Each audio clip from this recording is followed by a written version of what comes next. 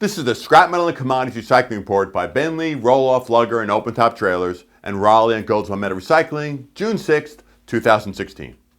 In this report last week, scrap steel prices declined after a glut of material hit the market in the past about 6 weeks, and other material saw some ups and some downs. U.S. steel production rose to the highest level in almost 18 months. Tariffs hurting imports and a small growth in the U.S. have been great for U.S. steel mills. Oil prices came down a bit, but remain near $50 a barrel, with OPEC saying last week oil should be about $60 a barrel by the end of the year. While tough to see on this chart, the oil rig count was up 9 last week, which was the largest weekly increase since last December. More rigs means more steel will be used in those rigs.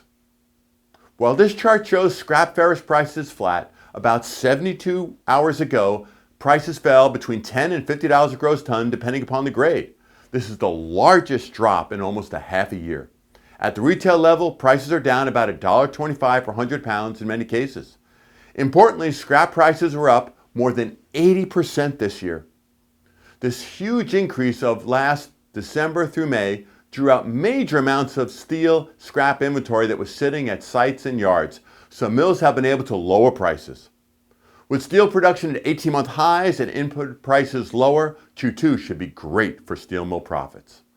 Recyclers had 2 good months, but June will be tough. Hot rolled coil steel was up yet again, which means it is up about $260 per metric ton, and scrap metal is only up about $116, which again is great for U.S. steel mills. 304 stainless scrap prices came up a bit and are now near the highest level in about 8 months. Copper had a mixed week though, but by Friday it pretty much closed where it started the week, so little change in recent weeks. And when looking at this 5-year chart, we see copper has been in a range in price for over 6 months now, after years of falling. Aluminum ended the week a bit lower, but when looking at the 5-year chart, we see it's a bit like copper and has moved only slightly since late last year. Importantly though, aluminum inventories have hit yet new about 7-year lows, which should help stabilize prices going forward. Only 38,000 U.S. jobs were created in May, which was the lowest weekly number in about 5 years.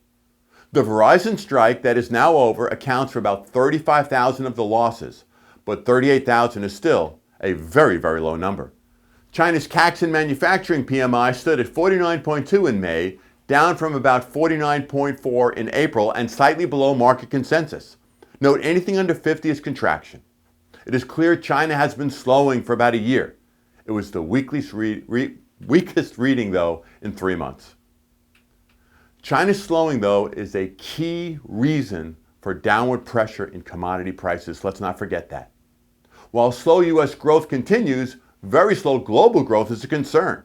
Global policymakers have been warned by the Organization for Economic Cooperation and Development, OECD, to act now to prevent persistent and sluggish growth and another economic downturn as it downgraded its global growth forecasts. Japan, the world's third largest economy, had its prime minister announce last week that this fall he'll be announcing a major stimulus program which will help commodity prices. U.S. auto sales in May were slightly off record levels, but at a rate of 17.45 million, it is still a very solid performance and is one of the drivers for steel demand and pricing. On another positive, the U.S. Purchasing Managers Index for manufacturing, PMI, came in at 51.3.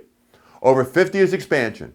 Since late 2015, this has almost steadily been trending up, which is a positive for U.S. manufacturing. Product of the week is the Bridgemaster. At a full 80,000 GVW with only 2 axles, it carries 20 to 80 yard roll-off boxes. Importantly, it can carry almost 6,000 more pounds in a roll-off box due to the light tear weight of the trailer versus a 3-axle conventional. With that, we hope all have a safe and profitable week. My name is Greg Brown.